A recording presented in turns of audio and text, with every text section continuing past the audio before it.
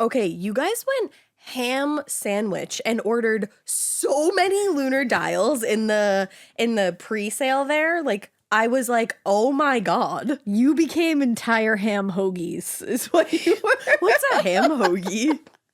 What is that? Isn't it like a sub? But somewhere From else where? they call them hoagies. Oh, a sub is a hoagie? Yeah. I thought I was going to say a hub is a sogie. Well, I don't know. All I know is that the motherfucking lunar dial is going to be available on the Wondery shop starting August 1st. www, that's 3 W's, .wonderyshop.com. And that's starting August 1st. But if you're not one for the internet, that's fine. Because you can go out into the world. This is my favorite part. And you can go to some of my fucking favorite places. Hell yeah. Target. Target. Barnes and Noble. Barnes and Noble. And Amazon starting August 1st. And you can buy it there, baby. Play the game. Play it. Play it so hard. Go get it. Lunar Dial. You bunch of hoagies. Starting in August. August. Hey, weirdos. I'm Alina. I'm Ash. And this is Morbid.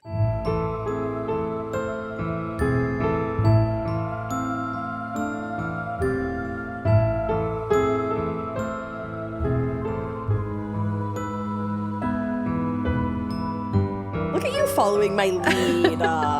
That's me. Leader. That's me. You're a leader. I'm a follower. No, I'm a leader. You're a leader. I'm a follower. No, literally not at all. actually, like, I feel like we're both leaders. I would like to think that. No, I'm just like balling in my own court. Yeah, absolutely. As you should. Yeah. You know? Yeah. Don't ball in other people's courts. Literally don't ball in other Don't do people's that. courts. Get on your own court. Guys, this has nothing to do with what we were just talking about right now. But we didn't have a plan going into this for We like did the not. small talk, but I think I just dropped some good wisdom on you. I think you did, because usually we have like some points we want to hit and then we just let it go from there. Yeah. We had nothing when we went into this. So I'm flying off the seat of my pants, but I thought about it. And Halloween stuff is out right now. Halloween? And I got to tell you, we're almost in August. And I feel like my soul is coming alive. It's like an I feel awakening. Spooky season is upon us. Actually, the other night I went outside, like probably, I don't know, like 8 or 9 o'clock, and I smelled the air, and I said to myself, that smelled a little bit like fall. And I said that to Drew, and he just looked at me like, what the fuck is wrong with you? It's July. I was like, not where I'm from. No, not in my soul. Not in this court. Not in my heart. No. It's not July in my heart. Although I'm getting a little bit, like, not really, but I'm getting, like, kind of sad because I gardened for the first time this year. Like, you saw my garden the other day. I did. It's pretty badass. She's fucking thriving. She is. I feel like I'm going to be a little so sad when I can't garden anymore. Do you? I don't feel that way, but I will feel bad for you. Yeah. You know? But I'll I think, empathize with you. well, I can still sympathize. garden. What? I'm sorry, I was correcting my own. I was like, I won't empathize. I'll sympathize. I will not empathize, gonna but I empathize. will sympathize. I'll give you a little sympathy. Yeah. No, I think obviously you can still garden in the fall, but then like when the winter hits, I'll be so happy during the holidays, but then I'll just be like, my garden is I mean, I'm looking forward gone. to that song that you're going to create. So, So do you want me to just sing it to you when I come in? that single that you're going to drop in the My winter. God. That's what I'm excited about. It's called Ball in Your Own Court. But you know what else is happening right now? Pub day, pub day, pub day. It's paperback pub day for The Butcher and the Wren, and you can go get it anywhere you get books. And also, it has a sneak peek of the sequel. That's right. It has a fucking chapter from the sequel Yeah, bitch. in it. So you can get started before anybody else reading the sequel. Except me. Get on I it. read Get on Not it. the whole sequel, but I did read some, A lot of some it. chunks. And Yeah. This bitch is a scary girl. What did I say to you the other You day? did. And I said, put that on a quote You on the front of did. it. Why didn't we Fuck. write it down? I think I said, being in her inner orbit truly scares me, ... and she's my sister. Yeah.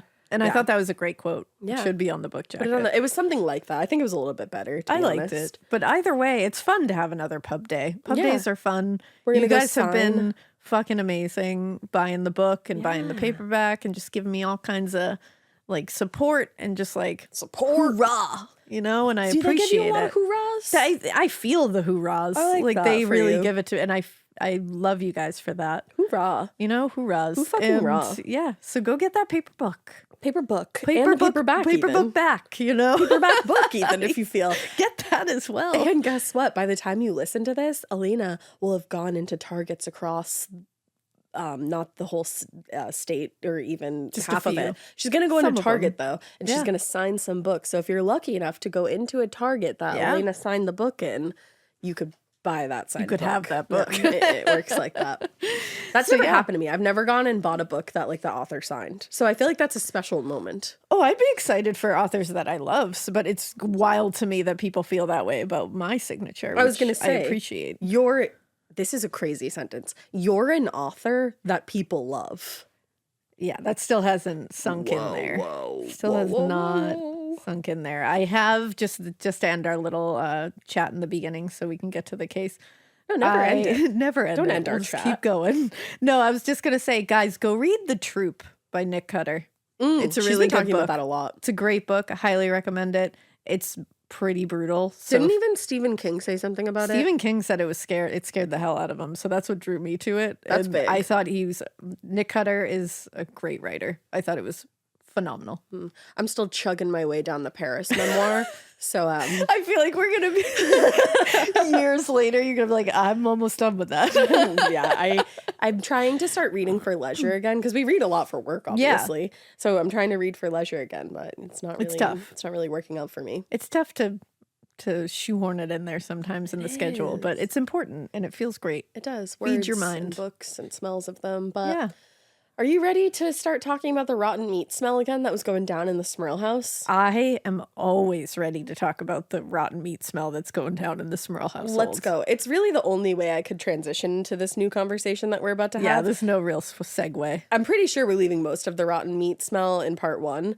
Okay. But let's recap. There we go. Yeah, Transitions and sagus. there you go. Who says sagu? It's And that's why we drink. Go listen to them. Yeah. We say that all the time, but like do it. Go listen. Listen. I lost my train of thought, but yeah. So in part 1, we were talking about the Smurl family, and I think in the beginning I was telling you guys how like this article dropped in this fucking newspaper, and everybody was like, holy shit, this family's really going through it. Yeah. And then I told you about some of the things that happened. We had a small house fire as I was telling you about a fire. It got sinister. It got in sinister and dark-sided. Dark-sided. So go listen to part 1. What if I just did the whole story in that accent? I think some people would stick around. Probably. Some people Couple. would. Few. It's The fun. real ones would stick around. The real ones, the OGs. But yeah, so we had a small house fire of our own. And then when I left you guys off in part 1, everybody was like, especially Janet Smurl was like, I really need to talk to everybody about this. And everybody was like, I think you're cuckoo nuts bananas. Yeah. I don't know why I said banana like that, but I did. Bananas. Bananas, kind of like like a minion. And then Ed and Lorraine stepped on the scene. As they do. As they do. They are known to do.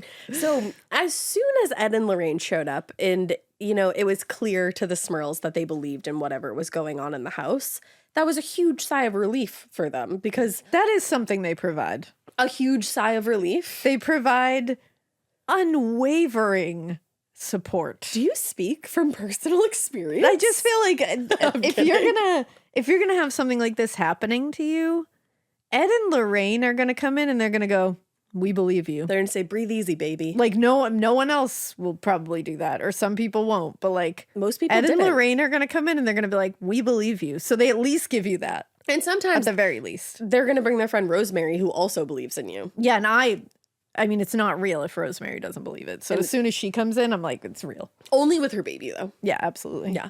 And then, but like I said, there was years and years of like slammed doors in their faces. So they were like, okay, wow, like cool that you're not doubting us. Yeah.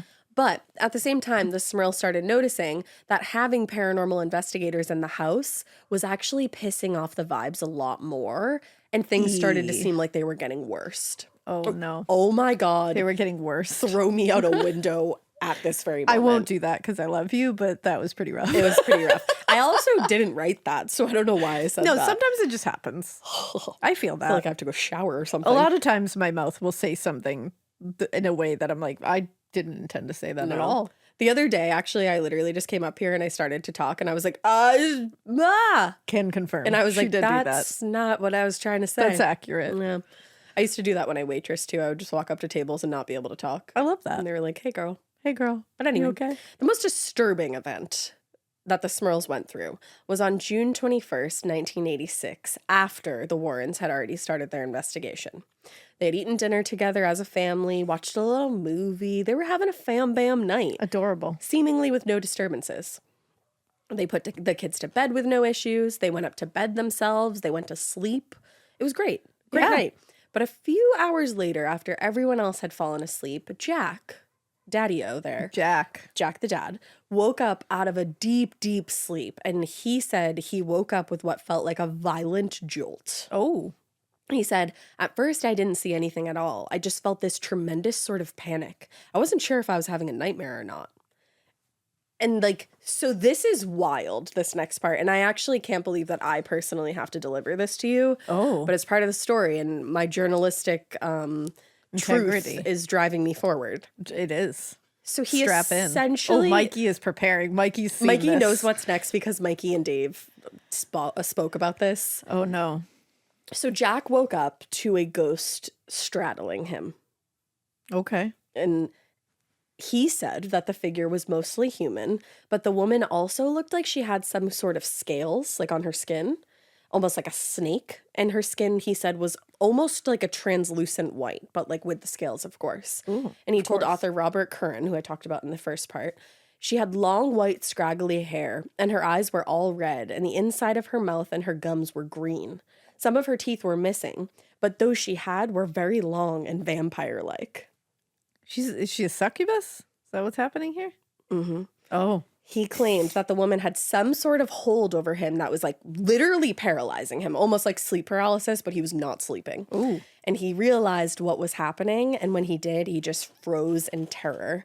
He said after the woman had, I guess I would say, sexually assaulted him, because he was not consenting to this. She looked down at him menacingly and, quote, smiled, showing those incredible teeth. So she, like, literally took advantage of him and, like, she raped him. Holy shit.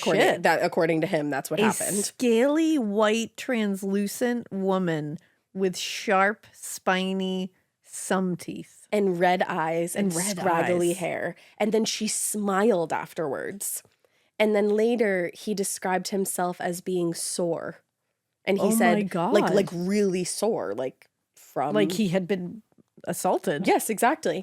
And he said that's how he knew that. Because when it happened, he woke up the next morning after somehow falling asleep and was like, there's no fucking way that happened. But then he was like, my house is fucked. I think that happened. And now I'm sore. Like, I'm feeling the aftermath. I've been assaulted. That's what's always shocking to me in these cases is when they're like, and then I just fell asleep. And then I woke up the next day and I'm like you fell what the asleep fuck? after You that? just fell asleep? I'd be like, up and at him. We're going to like the neighbor's house. Yeah, even. we got to Like, get out of here. Get the fuck out of there. But then I think about all the times I've had sleep paralysis and I just fall back to sleep after that. But it's never been on that level. No. Like you just see like a creepy guy in the corner with a hat on. I've never interacted with my sleep paralysis demon, like one-on-one. No. Even Even like when I have like a nightmare that I know I was sleeping and it's not any kind of sleep paralysis, I have a hard time going back to sleep. And sometimes I'm like, maybe I should go to the neighbor's house.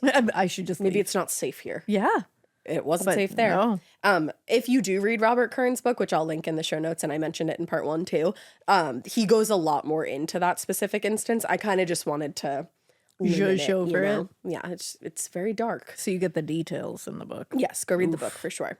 So after weeks of, again, increasingly aggressive attacks on the Smurl house, it was clear to quite literally everyone involved that they needed the help of the church if they were going to get rid of this infestation in the home. Yeah. But the problem was that while the Catholic diocese was sympathetic and the local parish priests offered to come bless the house, they declined a request for, say it with me, an exorcism. Yes. Since they ran into a bit of another closed door there, the Smurls, and they kind of felt like they were out of options, Jack and Janet, that's when they started thinking about going public with the story, basically hoping that someone would hear about them and offer some kind of solution. And Jack also hoped that once they went public, the church would kind of be shamed into helping. Yeah. There's a bit of speculation about more than one timeline in this case. I kind of talked about that a bit in part 1. People question the timeline of the haunt itself, but they also argue over who was the first person to take the story public in this scenario of people. Okay. In their published account of the investigation of the haunting of the Smurl house, the haunted one family's nightmare, Ed Warren claimed that the idea to go public with this family story was solely Jack and Janet's decision. He said, Lorraine and I believed that Janet and Jack's sudden desire to find a public forum offered one very good possibility, that the Scranton Diocese would have to recognize at last that something was going on in West Pittston and they had yet to take seriously. So basically, it was like, he agreed with Jack's sentiment of like, Yeah. the church is ignoring this, and if we go public with this, they're going to realize, holy shit, something really is going on, and we should have helped. Yeah, absolutely. But others who became involved in the case a little while later, though, remember things a little differently. So Paul Kurtz, who owns and wrote a piece in the Skeptical Inquirer, said, indeed, it was apparently at the behest of the Warrens that the Smurl family first released their story to the press about the ghostly manifestations. So Ed Warren is being like, no. That was fully their decision. Jack and Janet wanted to do this to pressure the church. But Paul Kurtz is being like, no. Ed and Lorraine put pressure on Jack and Janet to go public. I wonder what happened. Me too. I wonder where the truth lies. Somewhere in the middle, I'm sure. Somewhere in What there. do they say? Yours, mine, and... Yeah, yours, mine, and the truth. Yeah, that's what it is, right? Yeah. So whoever went to the press aside, when the Associated Press story about the Smurls haunted house started hitting the newspapers, and that was on August 18th, 1986, it kicked off a huge interest in what they were calling the strange goings-ons in the Smurl house. All right, the strange goings-ons. I like that. I think it was actually just goings-on, sorry. That's okay. Just like making everything plural. We can make it crazy. We can go crazy. But the media in and around Pennsylvania, they were going wild, and everybody wanted to be reporting with the latest update, like each little department of reporters. Okay. So the next day, there was a bunch of follow-up articles that appeared in local papers, and they were getting quotes from Jack and Janet. In one instance, Janet told a reporter, Steve Corbett, for some reason, the devil wants us. They, the demons, are making us pay for something we know nothing about. The punishment has to stop. And I was like, okay, Janet. Okay, Janet. Okay, Janet, what? They're making you pay for something and you don't know anything about it? That's the thing. I'm like, I know. don't know. I feel like this is just demons' thing. I Yeah. feel like they don't need a specific reason. Like they don't have a vendetta. No, I don't with think you. they're I think into it's like just lessons. you live here. Yeah, demons aren't necessarily No. like the ghost of Christmas past trying to be like, hey, you should probably be more generous. Yeah, I think they're it's just like, let's fuck shit up. I think demons are like the strangers at the end of The Strangers, and they say, because you were home. I think that's it. I fucking love that. I don't movie. think there's a reason. I think it's the scary, no motivation answer at the end of the horror movie where you go, fuck. You talking about Scream? Yeah. Yeah. Yeah. Scarier if there's no motive. Scarier when there's no motive. It is exactly. fucking scarier. That's why demons are terrifying. That's why demons are demons. That's Right? what they do. But she went on, just like they had planned to specifically name the Catholic diocese when she was doing her interviews. Oof. Obviously, putting the pressure on. Yeah. So she said to the same reporter, we are a haunted family who desperately needs the power of the Catholic Church to help purge the evil. They are. I just want to tell you that that light just came on. Ooh, I don't like that. What's happening every time we talk about this? I don't know, because This little night light just popped on next to me. we were talking earlier about something top secret, and the lights, it was just like a vision that we had, but the lights started flickering on and off, and it Yeah. was really strange. Yeah, as soon like you were just saying that, and I happened to look out of the corner of my eye at it, and it popped on as I looked at it. That was Strange weird. goings-ons. Yeah, we're a haunted family. Yeah. But now that Janet had named the church specifically, the church started getting contacted by reporters, so they had to say something. Yeah, So a spokesperson for the Catholic Diocese of Scranton Scranton. told reporters, the matter is under investigation. The church takes the reports of demons very seriously. However, a valid case of demonic possession is extremely rare. Ash just had a demonic possession. I just had a demonic possession. As I was reading that, I was like, I am sneezing. that's nice. I mean, I like that they're being real about it. They're like, it's pretty fucking rare.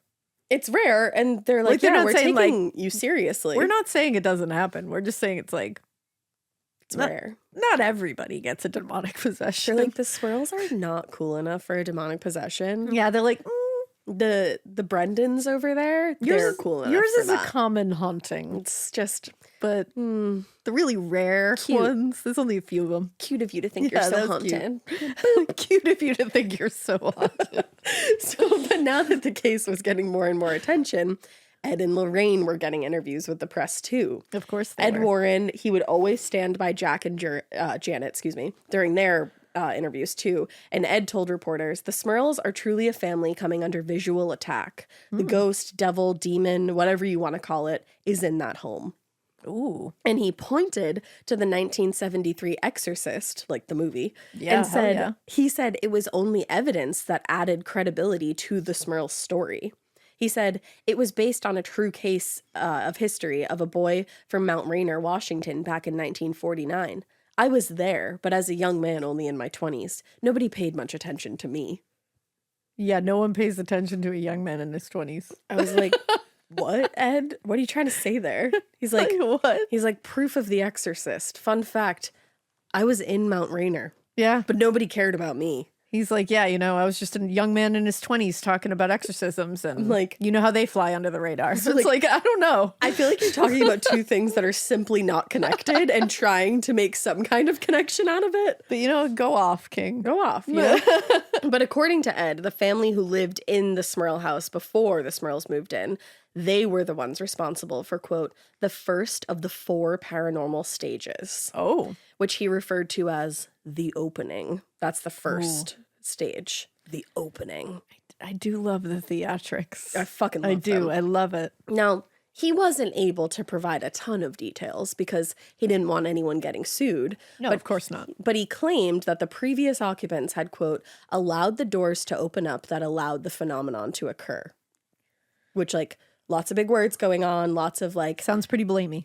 blaming exactly going on. But as for how the problem could be resolved, he still said it would require an exorcism by a priest from the Catholic Church. That was the only way out of it. Yeah, it is. But he also said that the reps of the church in Scranton were young and not knowledgeable about this sort of thing, meaning they wouldn't be of any help. Yeah, So so on it's one hand, they're like, we fucking need the Catholic Church to help us. And then on the other hand, they're like, they are unqualified to help us. So we're So what do kind of you- fucked. What do you want?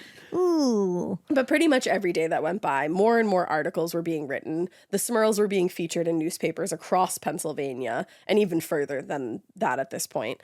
And a lot of them were actually front page news, which when you think about that, Yeah. that's fucking nuts. That is nuts. Imagine you go grab the Globe and it's like about a haunted family. That I'd would be like, pretty amazing. Tough news week. I would love that. I would also love that. But every outlet seemed to up the ante, of course, or add some kind of piece of the story that hadn't been mentioned before. And sometimes the new information even seemed like it was intended to add credibility to the claims. Ah. Like it seemed like the reporters were like, you know what, I believe them. And almost kind of sneaking their own things in there to kind of like validate the story. Yeah. On August 20th, for example, Ed Warren claimed that they had extensive video footage of the haunting. Ooh. Exciting, right? I'm excited. Let's go. Well, when he was asked to provide the tapes, he said that he had sent them to someone. But then they were like, okay, like, can you get them back? And he was like, So, like, can I have those? actually, the demonic energy was so strong that it, quote, burned a hole right through the tape. Oh, that happens. That'll happen. Also, that which one happens. is it? Did you send it to someone or did it get a hole burned through No, it? it burned a hole through the tape. Hua? Yeah.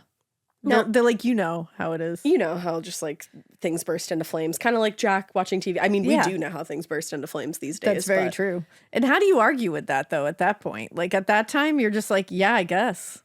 Yeah. I guess you're right. And I would want to Like, see the tape with a hole who in it. am I to argue that? I'd be don't like, know. at least show me the videotape with the hole burned on the center Yeah. of it. You know? Because Just give me that. I would say you didn't want to inhale all that plastic, so that must have been a demon. That's true. That's what I would say, at Yeah. least. Good call. Thank you. You're welcome. But other additions to the story were just plain bizarre. In an interview with Citizen's Voice, a local newspaper, Jack told reporters about a curious incident involving his feet. His feet, I say. Involving his feet, you He say. said, this is just truly ridiculous. I had my legs crossed at the ankles, and my slippers were alongside of the chair. Without looking and not taking my eyes off the television, which apparently they had replaced, I leaned forward for my slippers and went to put them on when I realized I couldn't uncross my feet. Oh. You want to know why That's he couldn't new. uncross his feet? Why? This is quotes. The demons had paper clipped my socks together from the inside where they met. The paper clip was opened in an S shape. You try to do that to your socks without ripping them. I can't do it, but I did. But it did. I mean, okay. That's very fey. It's very mischievous. It is. First of all, I can't even really picture that in my head. Nope, can't do I'm like it. an S shape, and like you couldn't. I think you would just rip your socks if you I think tried you to would. uncross your legs. Like I Yeah. think you'd be able to. So I think he's right. You really can. No, but You would just rip your shit. you just rip your shit I all up. guess. You would just rip your shit all up. But like, why? What did the demons really get out of that? I don't know. Just, they're just pranksters, you know? They're like, this is funny. He'll fall. Also, that's not scary to me. I'd just be like, fuck off. That's silly, goofy. That's yeah, and it would piss me, me off. at You least, know, that's depending on silly my goofy. mood for the day. Yeah, I'd more just be like, that's annoying. I don't like John does this thing that he knows I hate. To your socks? To my, because I love, like, I have to have socks on. Yeah, and, like, she always and has don't socks on. take my socks off. And so he'll run by me if my legs are crossed, and he'll just rip my sock off, and then he'll run around and throw it. You guys are really cute. That's a silly goofy But thing. he does it because he knows it makes me lose. like it. irrationally Like angry. irrationally angry. But he's just like, woo! And just grabs my sock. He's just like, woo! He just gets overcome with the woo! And I feel like he would. So I feel like the demons, maybe they're Aries, okay. and maybe that's just their love language. Maybe you they know? took a page out of John's book. out of John's book. You know, Maybe. that's their love language. It's driving this family crazy. I like it. I mean, I kind of feel like you're onto something there. I think so. Maybe the ghosts are just Aries and that's They're their just love John. language. Well, the Catholic diocese was not Aries and they were not John. I don't know. No, I had to move on that somehow. was another good segue. Thank you. So, after being inundated with calls from reporters and very concerned citizens and neighbors, actually, the Scranton Diocese released an official statement on the Smurl case. Ooh. Reverend Gerald Mullally told reporters, "We don't know what it is. That's the problem. We believe what the family is telling us. It's the explanation for what they are experiencing that we are not sure of." We have no idea what the fuck is going on. They're like, yeah, we believe them, but like, we don't know what because Yeah. the whole thing is, who are they going to exorcise? That's the problem. The whole family. Like, It's and like because like not one person is like, exactly. you know, like Being starting to focused speak like on. Reagan or anything like that. Like they're Yeah. having things happen around them, but nobody's possessed per se. That's the thing. It's like you. So what's the can point of you- an exorcism? Like you're not going to exercise. Are you going to exercise the whole house? That's- Is that a thing? That's what I was going to say, and I don't think so. I thought think, you would exercise a person, yeah, but like you can like bless a house or Yeah. you know, which I think they probably are more apt to do is bless a house. and they did, Yeah. So, but they were like, there's really not much more we can do other than that. also, what are the, I wonder what it takes to get an official exorcism. Like, what are the guidelines that you need to hit, the benchmarks? I think you talked actually a little bit about it when you were doing the Arnie Johnson case. and We I- did talk about it, but there's like, like we don't know what we the didn't actual talk key about points. the benchmarks of what it is. But it has to go up like really high. Like, didn't the Pope get involved at one point or something? Yeah, like in the chain of like, you know, who decides, it Right. has to go up really high. But I just want to know what the requirements are, like what they need to take to all those people and be like, hey, this family's dealing with all these things. See, I wonder if there's requirements or if it depends on the person at Yeah, the top. maybe. Like what they think of the whole situation. Yeah, But at the same time, you would think that there would have to be some criteria. there has to be something. I don't know. I don't know. They were like, not here. But they said no. So ultimately, the diocese did agree to send a priest that was, quote, experienced in demonology and parapsychology to go out and investigate. Okay. And they said that after the priest was through with his investigation, they would decide how to go forward. Okay. So within a week of the first report by the Associated Press, like I said, the coverage, like daily coverage of the Smurls ordeal, had started attracting crowds outside of the house, actually. Like it had got so big. People were getting together just looking at the house. And sometimes the crowds were larger than 100 people, That's fucked up. just like causing a scene. Especially, it's like people live there. Exactly. I don't know. I think they might have like said hey. Oh, they liked it. I don't know. Oh, I never talked to them personally. I was thinking it's weird just to do that anyway. I think like it's when very people weird live to do that. in the house. Yeah. Like don't do that. No, the rude. Yeah. Because the thing is, a lot of times the police actually had to intervene to disperse everyone and manage the crowd. Imagine being their neighbor. I would be so fucking annoyed. That's the thing. If you lived on that street, Yeah. I'd be fucking pissed. I'd be real annoyed. The story, though, actually caught the attention eventually, though, like because of all of this, of Jason Miller, who played Father Damien in The Exorcist. Oh, shit. So because he's from Scranton. So one day he went along with a journalist from the Times Tribune and took a tour of the Smurl house. Shut up. That's why I think like they let certain people in. So I think yeah. they were, For sure. But he said of the visit, "This is no Amityville horror with a big spooky house. The family is terrified that the infestation of the home will go to the family." Huh. Like, so I think they were worried that the next step was possession. Yeah, of course. Now, while they were in the living room, Janet told Jason Miller and the reporter that there was some activity actually going on in Dawn's bedroom upstairs. And she was like, "We should go up there. Like, I can actually finally show you something." Like it's happening right now. But when Jack took the visitors to the room, quote, "everything was normal." Like nothing was going on. Yeah. Yeah. You know? So by the I end of told August, you no media training for these ghosts. They don't want to do. They're like, no. No cameras. They're like us. No videos. No photos. Don't take a Yeah, pic. Don't do take it. a pic. Don't take a video. Don't take a video. Never. So by the end of August, the nonstop reports on the Smurl haunting started getting a little mundane for readers. They were like, okay, there's not a lot really happening here. Nothing new to report, so people are losing interest. Now, not wanting to lose an audience, potentially, Jack, Janet, and the Warrens, allegedly, came forward with a new piece of information that they had gotten via a psychic investigation of the house. Oh. And a possible explanation for the haunting. All right. Which, like, I think you guys already provided that, but go off. But sure. According to Janet, quote, 2 psychics who spent time in the house believe there may be a link between the alleged spirits and a decades-old murder. Oh. There are 2 earthbound and 1 demonic spirit here. One is a woman named Abigail, a friendly spirit who talks to me. Huh. One is a man named Patrick who is angry. The other is a demon.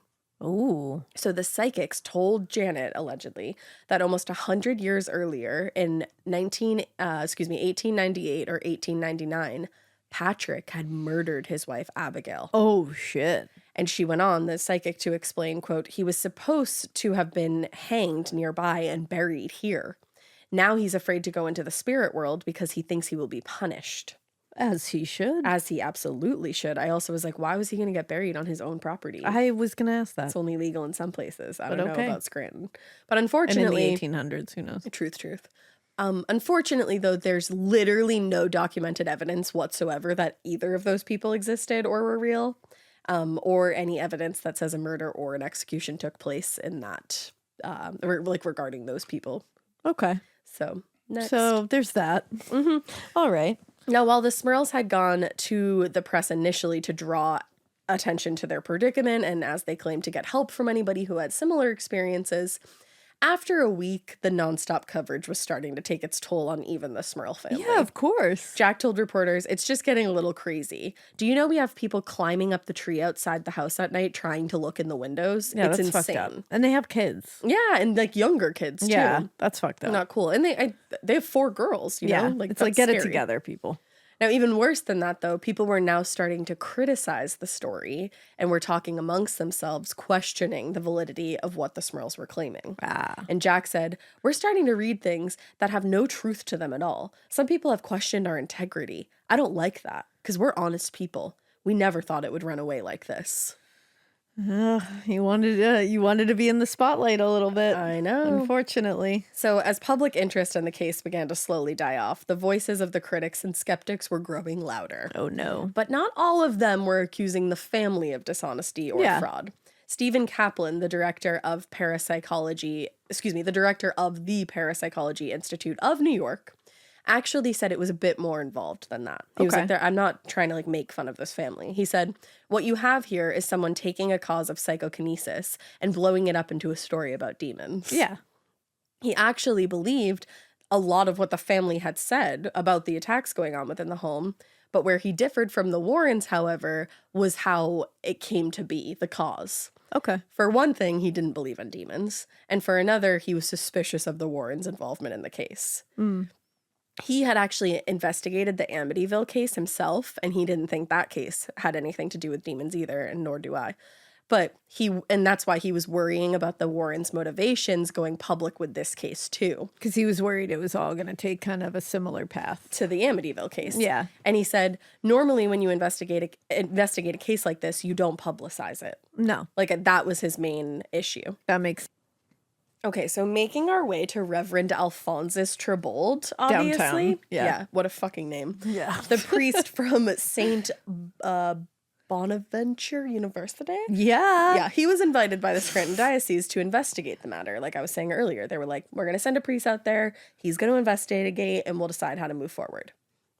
So he was very skeptical when he went out there. He told reporters he was looking into the matter at the request of the local diocese. I feel like Rachel from Seven Deadly Sinners, and I Yeah. can't believe that Deadly I haven't said that yet. Diocese. And also Deadly Diocese. Yeah. Go listen to Rachel on Seven Deadly Sinners. Rachel and Craig. And Rachel and Greg on Deadly Diocese. It's really great, guys. I'm serious. really Listen is. to it. But I've just never said diocese so much. Yeah. But so he told the reporters he was looking into the matter at the request of the diocese to determine whether the manifestations, quote, are true and not just a matter of misjudgment, hallucination, or illusion. Illusion. Is Chris Illusion. Angel here? Oh my gosh, mind freak. Oh my gosh. mind freak. So, among the skeptics who, were less confident that the Smurls and the Warrens were telling the truth. So, among the skeptics who were less confident that the Smurls and Warrens were telling the truth and, kind of just were like, I don't know about this. And among the people that were like not shy about sharing their opinion with the press, Paul Kurtz. Oh. I mentioned him before. He was a member and spokesperson for the Committee of for the Scientific Investigation of Claims and Paranormal, also known as CSI-COP. Oh, yeah. I mean, I know Paul. Do you know Paul? CSI Cop. Yeah. That's fun. CSI Cop. Yeah. Well, Kurtz, he saw a lot of similarities between the Smurls' claims and many other cases involving the Warrens, and that led him to his doubts. He said, it seems to us, over at CSI Cop, Yeah, Paul and everybody. that a great to-do has been made about it, and we wonder if it's like the Amityville horror hoax, which was based on imagination rather than on actual hauntings. So despite his skepticism and his general distrust for the Warrens, the members of CSI Cop, that's just what I'm calling it, 100%. obviously, why wouldn't you? They were more than willing, actually, to go out and investigate the family's claims themselves and Yeah. offer assistance if they could. I like that. But those offers were either completely ignored by the Smurls and the Warrens or just flat out rejected. I wonder why. Me too. It's crazy. That's wild. So the Smurls' refusal from this large organization with the knowledge and the resources to explain and possibly even end their ordeal seemed pretty strange Yeah. to most people. Like, Yeah. all you're doing, like, your whole claim with going forward with this was to get help. Yeah. And then those people that were like, hey, we're over here. Hi, we CSI have Cop, help. We can help you. And then they were like, no. They're like, no, we don't want that. Like, that's a little ridiculous. So when Kurtz there reached out to Janet Smurl to offer assistance, she just kept putting him off. She told him, she would get back to him, but she would never call him back. That kind of thing. That's like, strange. She was kind of ghosting him. Yeah, that would make me ghosting him. That's funny. Oh my God, I actually didn't even That's mean funny. to, but like, good catch. I like that. But you know what CSI Cop was? What was it? Undeterred. I figured. I always knew they were. They were undeterred. So they referred a team of local affiliated investigators to the Smurls, and after a few brief conversations, the Smurl family actually did agree to let them come out to the house and investigate. Like, it took a little poking and prodding, but they were Which like, it shouldn't have. it shouldn't. No. Definitely should not have. Especially when you said that's your whole goal. Yeah. But they were like, you know what? Okay, come out. But when they got to the house, they were met by Ed Warren and Jack Smurl. Oh. And apparently Jack had changed his mind, and he and Ed refused to allow the team to go inside the house and actually demanded that they get off the property immediately. So, like, What's going on? That's rude. First of all, you said no to me, and then I was like, please, and you were like, okay, and then you were like, actually, get out right now. It's the end of you and me. and to wait until you've packed all your shit. Right. And brought it out to the location, and then you're like, actually, no. Like, It's like, why? bitch, I bought a button-up shirt for this. I got new pants at Target. Like, what the fuck? What the hell? No, that's Just gonna not right. JoJo me like that? Just gonna JoJo me? It's a verb. Yeah. So the refusal to allow the team inside, I don't know if you see it this way, but I do, as a major red flag. Yeah, I would And question that. The members of CSI Cop also felt that way. They were like, that's weird. That's suspicious. So the CSI Cop investigator, Richard Bush, he told reporters, and I thought of you when I heard this quote. It said, "Good science says, first, let's rule out possible fraud. Let's be careful. Let's be critical. Let's be unemotional. Today, there are a lot of emotion here and a lot of secrecy. I want to open things up and look at things fairly." He was like, I want to do good science. I like that. I like that. He's like, I want to remove all the secrecy and the emotional bullshit from this. And I just want to look at what's happening and tell you if it's real or if it's fake. And then if I say, I don't know, it seems like it might be real, then we'll delve a little further into this. Exactly. But you're not even letting me get to that point. But and I wonder why. Because if it's why. real, why wouldn't you want me, a pillar of the scientific paranormal community, to go in front of the media and say, this is real and we need to investigate it? Exactly. Huh. I agree. Also, he's giving Capricorn vibes. Thank you. Yeah, and he good really night. is.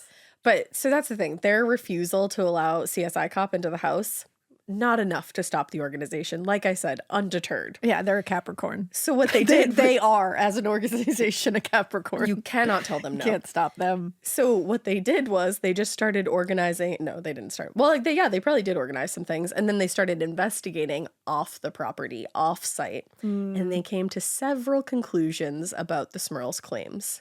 Now, the biggest issues for the independent investigators now doing this outside of the house, the biggest issues for them were that the only supposedly documented evidence of the activity in the home was suspiciously unavailable, like we said. And they also were like, the only investigators allowed in this house are Ed and Lorraine, or their people. And any attempt being made so far to understand this phenomenon relied entirely and exclusively on a Christian framework. Which, like, that's fine if that's what you believe in. But it limits you. But it does limit you greatly. Yeah. And whenever the Warrens were asked by reporters on multiple occasions to produce that video that they had, or any photos of activity that they also claimed to have, every single time Ed Warren kept putting them off. He said, quote, he had loaned them to a TV company but didn't remember its name. Or, quote, they would be released in time, but only to the Roman Catholic Church. It's like, the church doesn't even want to help you here. What the fuck are you getting them videos for? And also, they asked you for the videos and you said a hole burned through them. Yeah. So what's the story? What is the story here? And the Warrens weren't the only ones giving weird stories. The Smurls also adopted a very vague explanation when they asked the same question. They would tell reporters, quote, they don't own the tapes, and that if they allowed one or two journalists to stay overnight, they'd be deluged. Deluged. Thank you. I think you can say it kind of either way, but I always think like a deluge of things. I like it. Well, they were going to be deluged with requests from other reporters, which I guess is a fair point. But it's like, at least release some pictures, because you're going to the media so often. Why can't you just give them a couple That's pics? the thing. Just give them a little bit. Right. So in time, the press, much like the public, started to wonder why the Smurls were being so secretive. And now at this point, they were refusing to talk to any, quote, unsympathetic members of the press.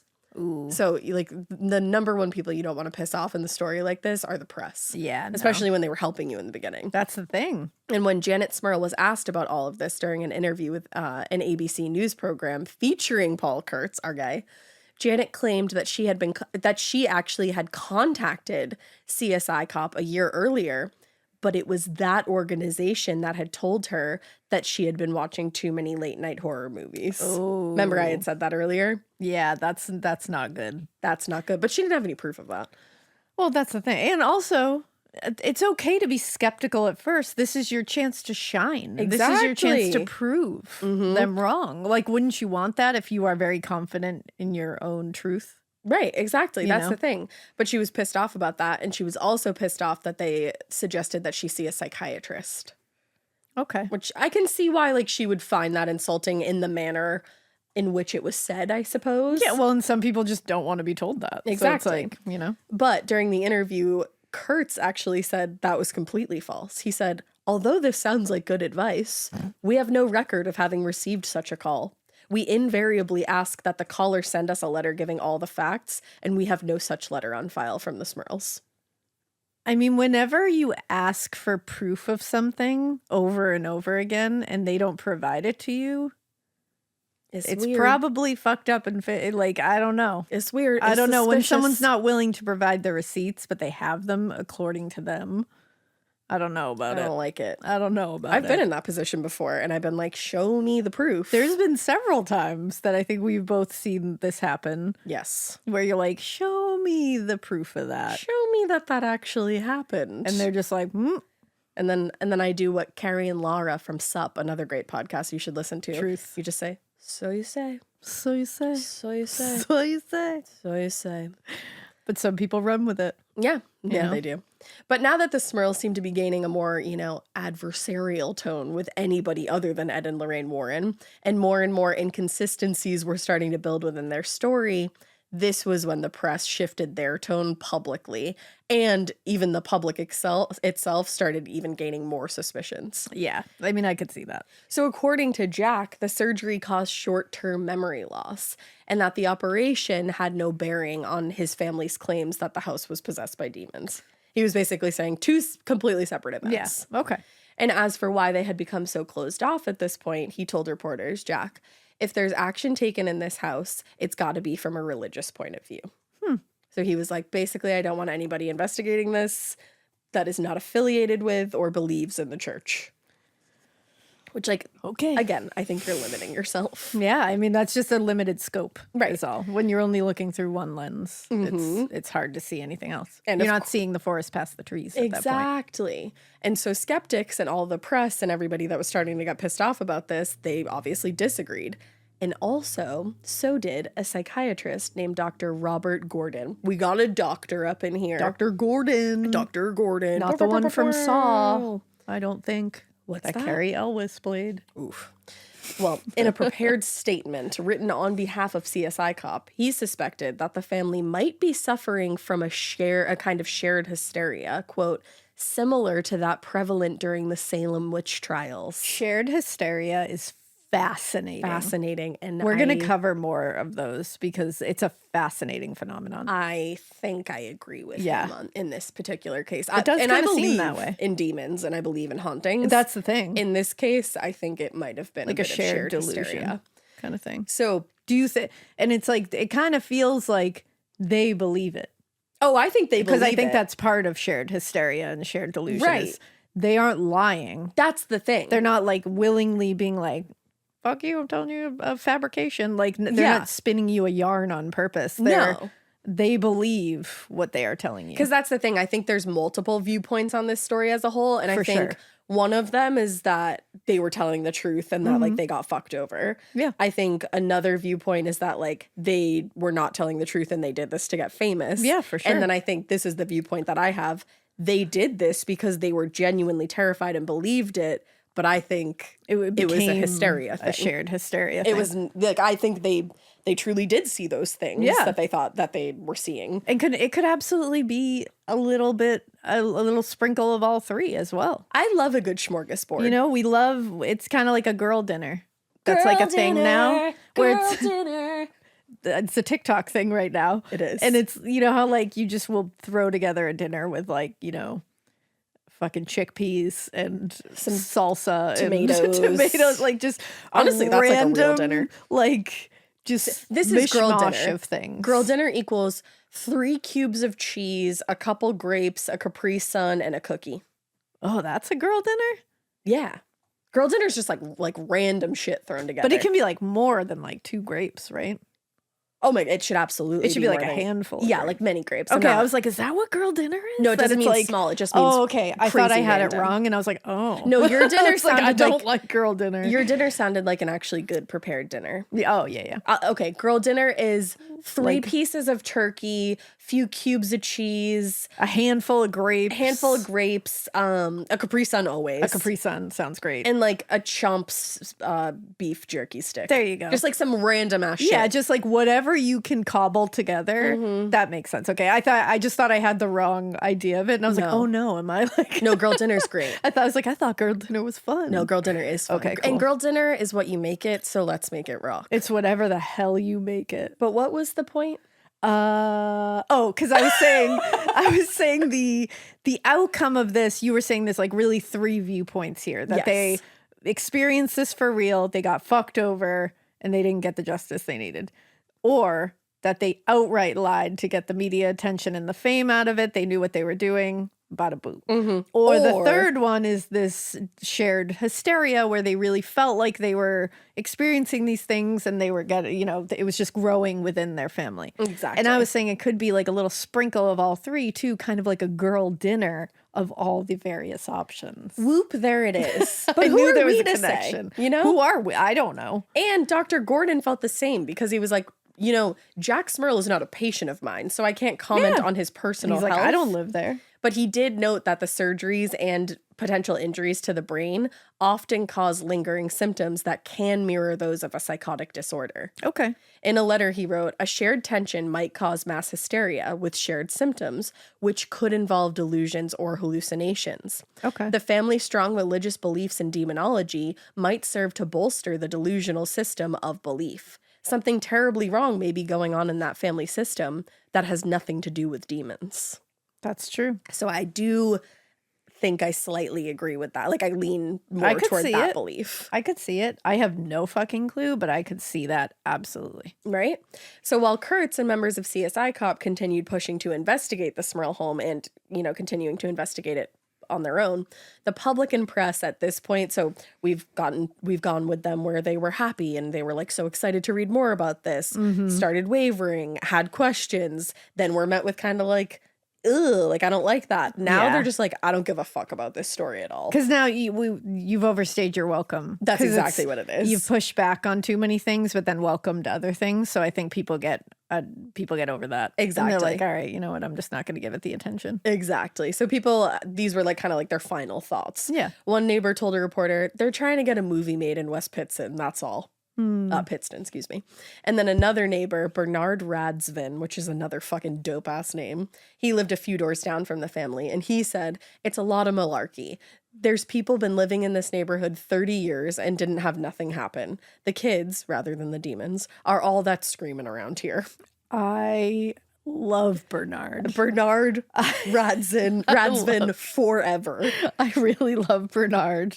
I love that he's like, I've lived here my whole life and I haven't seen demons walking down this street not once. He's like, kids, not a fucking bunch of them, loud little shits. Demons, nah, haven't seen one. Don't believe it. And even the family's parish priest, Reverend Joseph Adonizo, took a cautious position on the matter. He said, we're going to pray for their peace of mind. We can't pray to remove the demons because we don't know for sure yet that they're there. I think that is as close to a sick burn / roast that you will get from from Rev, your local reverend. I think so too. But it's like, we're gonna pray for you. You know what? We'll pray for you. Yeah, we got you. But the Smurls and the Warrens, they didn't like that. They were becoming even more antagonistic now that people are losing interest. They're mad, and they're still feeling like they're going through this. So now they're feeling shunned. Yeah, exactly. So reporters began taking a far less serious tone when it came to the story, and that's what was pissing them off. And an example of this is Jill Porter wrote in the Philadelphia Daily News. It's a little ridiculous. She said, as a reporter, I think a certain amount of skepticism is healthy, but I can't understand why the public is so suspicious of the Smurls when so many homes are beset by similar unexplained happenings. Why, just yesterday, my friend Ellen was telling me of the demons who have turned her summer house at the seashore into a nightmare. She returned from the beach the other day to discover a paper cup had been stuffed down the toilet, stopping it up and requiring a very expensive visit from the plumber. None of her 3 sons, aged 15, 12, and 9, had any idea how it happened. Of course, though, they were all home all afternoon. Wow. So basically, she was like, you don't have demons, you have kids. I was going to say, so she's literally like, I can't imagine. She's just being like, every home in the country with kids in it goes through this same thing. How can we just ignore that? Yeah. Ignore that paranormal. Shun that. Yeah. What a She was like, coincidence. send the Warrens to my friend's beach house. Is it weird that the kids are home all the time when this happens? No. No. Not at all. No. That's highbrow. That's satire. That's highbrow satire. It is. Honestly, her article was gentle, though, compared to some of the others written and published at the time. Frances DeAndrea wrote in the Times Tribune, most folks are too sophisticated to say that they believe in demons. No, I mean, I'm not. all right. That's it. That's what I mean. He got a little... Step back. He got a little sassy with it. Yeah, I'm not with you anymore. No, I'm not there either. But he said that. And he said, not the Smurls. They didn't try to hide their ghosts in the family closet. No siree. They told everyone about the visitors from the spirit world and all the nasty things the ghosts have been doing to their family, their dog, and their furniture for the last 18 months. All right. Okay. I mean, like, I would have been with you a little bit, but I'm not. But he was rude a little bit. Yeah, you were rude.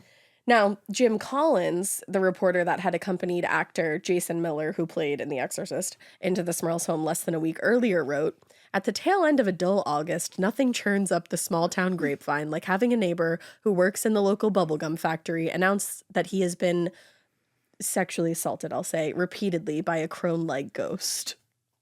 So basically what he was saying was like, I think they're trying to stir up a story because it's the tail end of a dull August. I mean, yeah, we're entering into fall, you know, fall time, spooky season. Get spooky with it. Let's get spooky with it. But I mean, that's a lot. That's one way to say That's it. a lot to spice up a dull August, I would say. And he was referring, when he was talking about this, mostly to a very disastrous press conference held in the Smurls' backyard at the end of August. Most of the comments or questions were, at this point, intensely mocking, like the Smurls, obviously. And one person said, do you think you can arrange for a night with me and the succubus? Which, like, that's really mean. And also, because especially, again, like, if he had this brain surgery and, like, that was happened to be a complication afterwards, that he's dealing with, like, hysteria and delusions. Yeah. Now you're making fun of him. well, that's the thing. It's also, whenever I see, like, adults Bullying teasing and and bullying teasing. other adults, I'm like, that's pathetic. It is. Like, it really, like, regardless of whether you think they're pathetic or not, Right. you're on their level if And- that's the case. Like, you're sitting there in their backyard being Exactly. like, oh, can you make the ghost have sex with me too? It's like, Right. get out of here, fucking Sally. Like, see you later. Exactly. And it's like, do you have nothing better? Like, That's you're the immersed thing. in this shit. So Go live your life. what are you saying about yourself that you're sitting here? Yeah, let them think they have demons. Why is it bothering you? That's the thing. People insert themselves in these things, and it's like, it doesn't have anything to do with you. If you don't want to hear about it, don't hear about it. Exactly. And just to explain, because we don't always use like this amount of quotes in a story, but just to explain why I had used them, I feel like this story is such an interesting statement on how people in the press and just in general will believe something so Yep. so wholeheartedly one day and like feast upon it and then fucking turn the next day. Oh yeah, Like, it's and crazy. That's the way is like, you hoist someone up and you believe them and support them, and then you smack them down as hard as you can once they've reached a certain point. And that's exactly what happened And with it's this like, family. that's- yeah. Whether they were telling the truth or not, Yeah. that's exactly what happened. Exactly, like it just turns. I just think it's like standing there and like mockingly asking them questions and stuff. It's like, I don't know why you think you're better at 'Cause you're this not. point, because Exactly. you sitting there doing that, I'm like, that's like loser behavior. Loser. Loser behavior. You're a loser. Just go be like, okay, I don't believe them. Bye. Exactly. Like, just go talk about it with your their friends. business. Yeah. Go kiki. Don't, I just don't think sit in their backyard to and be mean to someone's face is like, yeah, exactly. I don't know about that. No. I don't like it. It's spreading more negativity, which is going to create demons for you, little bitch. Yeah, exactly. In the backyard. Yeah. So, but safe to say that press conference, didn't end on Didn't a go high well. note. But the final nail in the coffin came in the beginning of September 1986, when the press reported that what a neighbor told them previously was true. The Smurls were in negotiations with Star Productions to sell the rights to their story for a feature film. But again, I think you could say multiple things on that. One, they're like a pretty big family and they have 4 mouths to feed. So perhaps this did happen and they need to make money off of it. Yeah, And maybe. they see an opportunity. Absolutely. Or perhaps this was the goal all along. You never know. We don't know. But for skeptics, this fact confirmed the suspicion that this had always been about fame and money for them. And I can see that. I could see anything. Yeah, exactly. And Star Productions president Ralph Loma came forward and said, "We have had several discussions. We haven't signed anything yet, but we hope to. It's going to make a hell of a movie when it's finally made." I mean, it would. He confirmed it. And Janet Smurl expressed her disbelief at the statement, telling reporters, "I don't believe this. Obviously, the press is making things up now. We have no comment." So she wouldn't say either way. All right. Now, it should be said that whether the Smurls were actually involved in talks with Star Productions at this time is pretty unclear. But within 4 years of this news going public, they had not only sold their rights they had not only sold the rights to their story for publication of a book, but that book was adapted and made into a made-for-television movie titled The Haunted. So they did get some stuff out of it. Yeah. And in a later story published with the Philadelphia Inquirer, reporter Bill McAndrew contradicted Janet's claims that she couldn't believe this whole rumor. And he said he actually had been present for one of the family's meetings with the Star Productions president there, Ralph. Oh. So that was pretty much the end of the spectacle, though. As soon as people man. found out that there was a pending film deal, it shattered their confidence in the story. Yeah. And of course, there was still a handful of family and friends and, devout Catholics that went to church with them, that believed them. But the majority of people had had enough. And by late October, the Smurls, maybe trying to spice things up, they were calling the press to report that the demonic activity had miraculously ended. Oh, after the movie deal? After the whole debacle. Oh. And it ended in October. I was like, I feel like the ghosts do not take vacation on October. Or maybe maybe that's their busy season. So they were like, we got to get out of here. They said on to the next yeah, one. they were like, we've got shit to do. Okay. You know? Jack and Janet told reporters, "We believe that the elimination of our problem can only be credited to the intercession of the Blessed Virgin Mary, Saint Michael the Archangel, and to the Sacred Heart of Jesus, who have answered our prayers and the prayers of the thousands of others through the Rosary." Took the words right out of my mouth. Me That's as what I well. was going to say. Yeah, well. Yep. Now, CSI cop there, even though they never gained entrance into this house, they were never allowed, they still completed their investigation from afar. CSI cop. CSI cop forever. And they offered insight into a possible explanation for the haunting. In his report, Kurtz concluded, quote, "Our investigation of the Smurl case thus far points to several possible alternative explanations for what has allegedly been happening, without the need to invoke the occult or a paranormal one." Okay. He said there was a faulty sewage pipe, which could account for the strange and horrible odors that were reported by the Smurls, and that it was a known problem within the neighborhood and had actually been reported to the town managers many times. That's horrifying all in itself. And then the team also managed to track down the previous residents of the house. They had lived there for 17 years, and they reported never having any problems or experiencing anything unusual. Okay. So ultimately, Kurtz and his team of investigators believed that at the urging of, and with the encouragement from Ed and Lorraine Warren, the Smurls got very caught up in the excitement of this moment, and that it was dramatically increased by the intense press interest, and everything took off from there. And they said, as for why the public spectacle got so far out of control, Kurt said, "The fact that the Smurls have signed a book contract raises serious questions about their motives." I mean, yeah. And it does. I get it. I'm not saying that they're lying. I'm just saying it definitely makes you think, for sure. But what an interesting story, because regardless, it's an interesting story. You really, I don't know if their house was haunted one way or the other, but wow, they went through it either way. That's it. That they went for it. They went for it and got through it, I guess. All around it, inside it. They did it. And at the end of the day, they made their fucking movie. They got their fucking book written. So it's if they were lying, they spun an interesting yarn. An interesting enough yarn, yeah. Yeah, that I guess didn't really hurt anyone. No. Honestly, it's funny because usually in haunted stories, I'm looking for the haunted stuff. Oh, yeah. In the Bobby Mackey story, all the different things that happened there, I was like, oh shit, that's interesting. In this story, I was more interested in the how people perceived them. And it really is interesting to me that whole grown adults will make these things up. Absolutely, it's happened. And it is very interesting to me how far they'll go with these stories. And again, I'm not saying they made it up. I don't know. Right. I wasn't in that house. No. But it is interesting when you do find out the Lutzes. The Lutzes admitted that it was a hoax. Right. And it's So you just like went for it. Like just full send. And it's like, did you guys have a discussion about this? Did you game plan it out? Was there an outline? That's the thing, You know, like, especially with the Lutzes too, because you think about it, like, you know, young couple just vibing. I can't imagine just sitting on the couch with Drew and being like, what do you think if we like went to the fucking press and were like, this place is haunted as fuck? You want to fake a haunting? Like, you trying to fake a haunting with me so I know it's real? Like, what? Just like, how does that conversation start? And That's then what grow? I wonder. You're right. It's just very interesting. Imagine sitting on the couch with John and being like, I got a fucking game changer idea. You know, I got a date night.